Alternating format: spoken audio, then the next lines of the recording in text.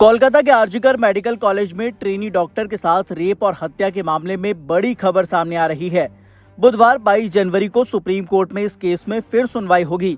दरअसल ये सुनवाई सुप्रीम कोर्ट पीड़िता के माता पिता की मांग पर करेगा। इससे पहले सियालदह कोर्ट संजय रॉय को दोषी ठहराते हुए उम्र कैद की सजा पहले ही सुना चुका है। हालांकि इससे पहले सुप्रीम कोर्ट में पीड़िता के माता पिता ने कर्जी दायर कर सीबीआई जांच पर सवाल उठाए थे। उन्होंने इस मामले के दोबारा जांच की मांग की थी।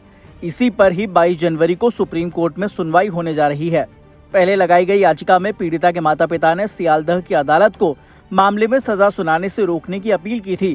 साथ ही इस पूरे मामले की एक बार फिर नए सिरे से जांच करने को कहा था। हालांकि इस दौरान 20 जनवरी को ही कोलकाता के सियालदह कोर्ट ने इस केस पर अपना फैसला सुना दिया।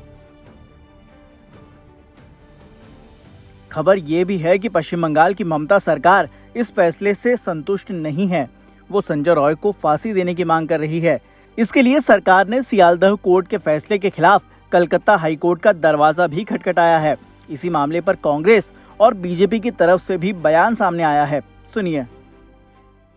देखिए, निर्णय आरजीकर मामले में आया है, पर क्या पूरा न्याय हुआ है, क्या क्लोजर मिला है, ये तो केवल हर व्यक्ति, हमारी अंतरात्मा, समाज जो जागृत हुआ था इस भयंकर रेप के बाद, माता पिता और प्रोटेस्टिंग डॉक्टर्स बता पाएंगे।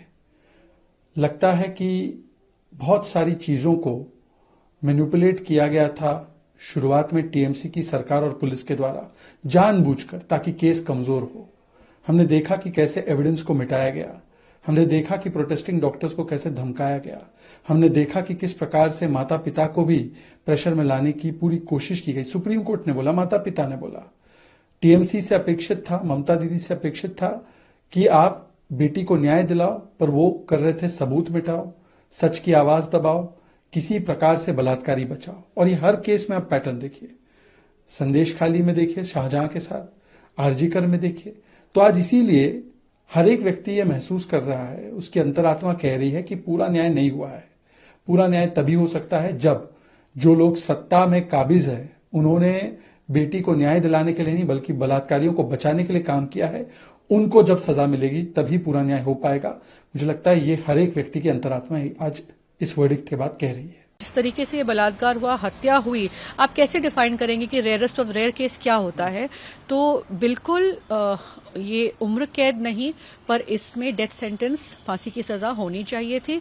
बार बार ये एग्जाम्पल अगर हम नहीं सेट करेंगे तो एक डेटरेंट नहीं बनता है ये रेपिस्ट के लिए। आपने बिल्किस बानो केस में भी देखा, वो तो रेयरेस्ट ऑफ रेयर केस था, फिर भी क्या क्या सरकार ने, आपने उनको जल्दी रिहा कर दिया। ये तो उच्च न्यायालय ने उनको वापस जेल में डाला 2024 में।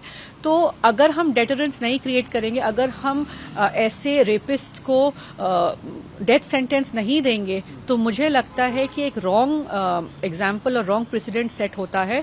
इस वजह से इस फैसले से मैं भी इनकार करती हूं और मैं चाहती हूं और हम सब यही चाहेंगे कि इसमें कड़ी से कड़ी सजा, जो कि डेथ सेंटेंस है, वो मिलनी चाहिए इस तरह के अपराधियों को।